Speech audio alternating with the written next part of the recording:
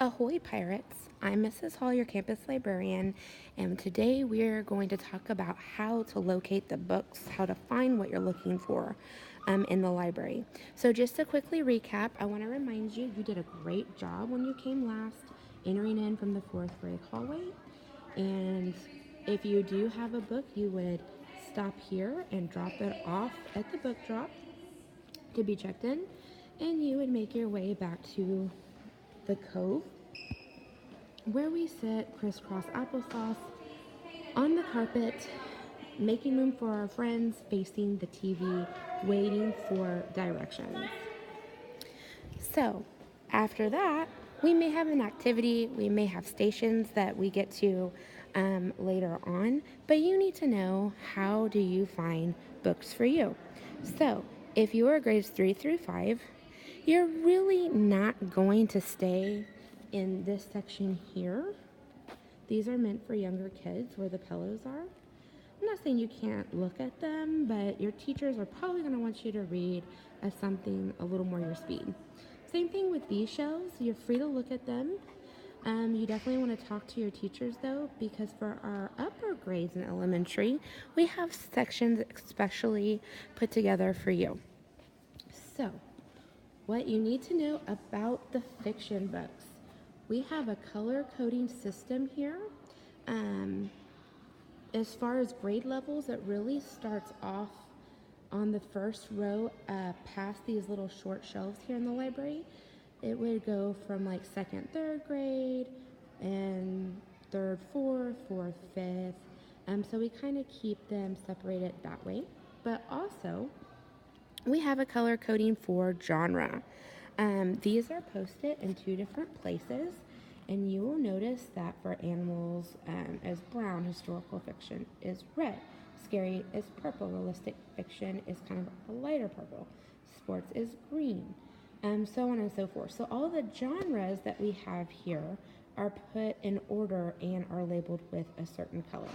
We have two of those signs that you can reference on the ends of some bookshelves that are just kind of in the middle of the library hanging out. So let me show you what I mean. Here on the end, it says fantasy, science fiction, and if you come inside, you're going to see different colors for different genres on the outside of the books. So remember, blue was for adventure, so these have blue stickers on them. Green is for sports, so these are all sports related fiction books. We said that pink or lighter pink or light purple, I might be colorblind, is realistic fiction, so they have those stickers on them. We have historical fiction with the red stickers. We have fantasy, or humor, I'm sorry. We have humor with the orange stickers. And so it's going to take you a lot of time to really memorize what the color codes mean. So what I would like to see everyone doing when they're searching for books is really going back to the color chart. If you can just walk right over here and look at it and say, what kind of genre am I interested in? What do I want to read about? And remember what the color is, and then go and look for that area. And you can tell either by the ends where it tells you about genre, and then you're going to need to look at the stickers. If you're in a lower grade and you're just now starting off reading novels, that is absolutely awesome. You would want to start here on this side where it's going to say E or ER on the label, and these are just kind of separated by author and then by series as well. And then if you're like, okay, I'm ready to go back up a level, we have these E's here. They are chapter books, they are novels. But if you're just now starting off reading novels, you might want to start here before you start on the other side.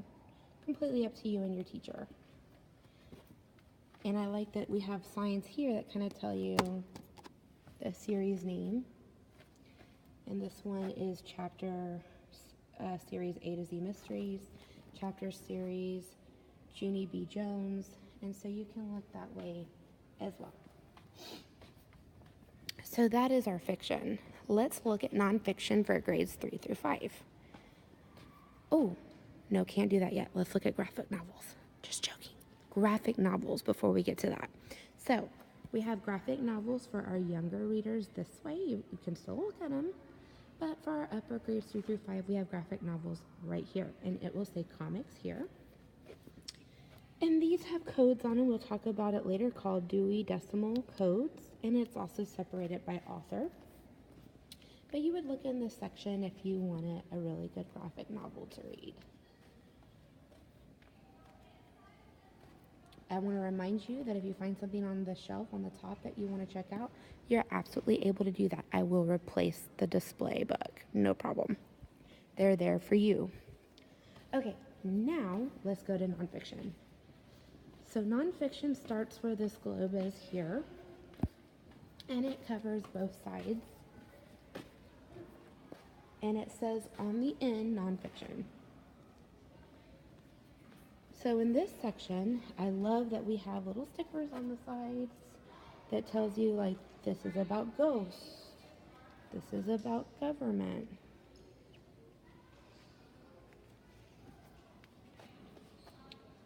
These are miscellaneous science books.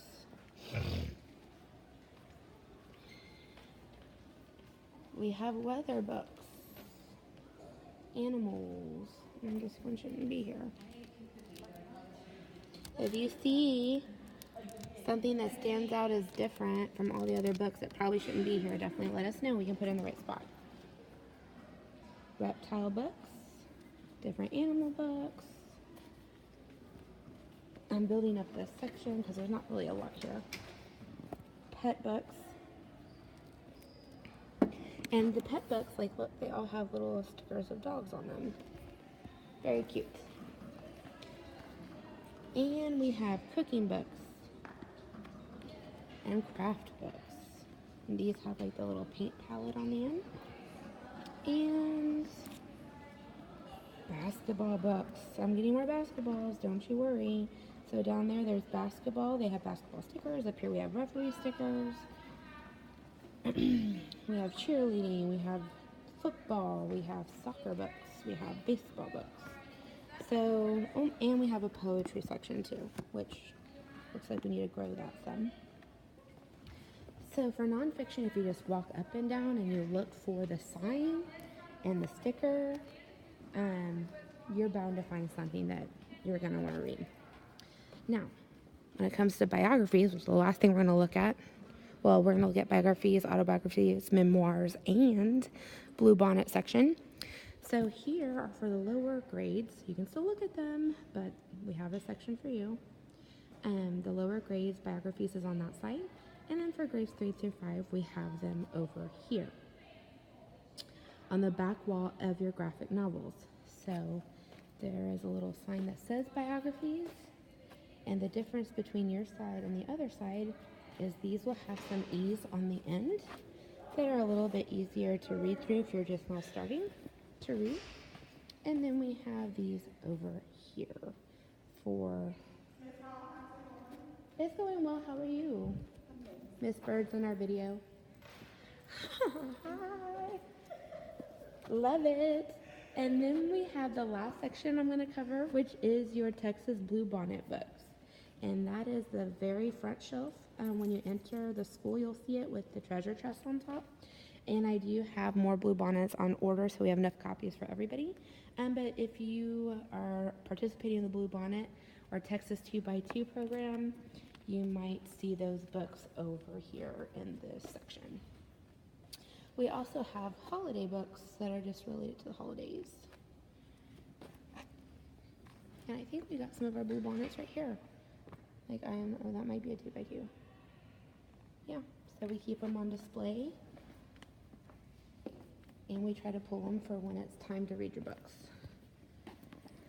Of course, if you ever have any questions, just don't hesitate to ask Miss Scarper or myself, and we're happy to help you.